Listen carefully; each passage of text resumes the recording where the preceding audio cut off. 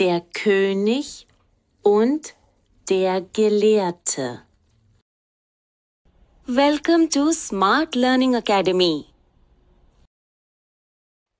Different components of grammar are highlighted in various colors. Es war einmal ein König. Er lebte in einem großen Palast.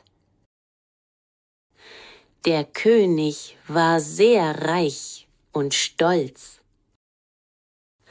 Eines Tages hörte er von einem weisen Gelehrten. Er sagte: Bringt diesen Gelehrten zu mir. Der Gelehrte kam in den Palast. Der König zeigte ihm Gold, Silber und schöne Kleider.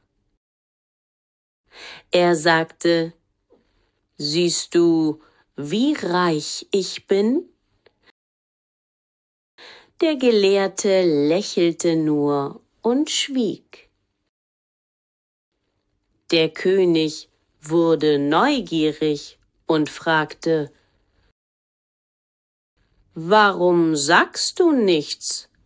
Gefällt dir mein Reichtum nicht? Der Gelehrte antwortete ruhig: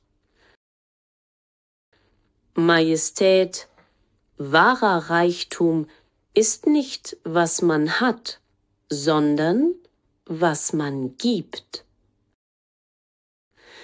Der König war überrascht. Er fragte: Und was gibst du, Gelehrter? Der Gelehrte lächelte und sagte: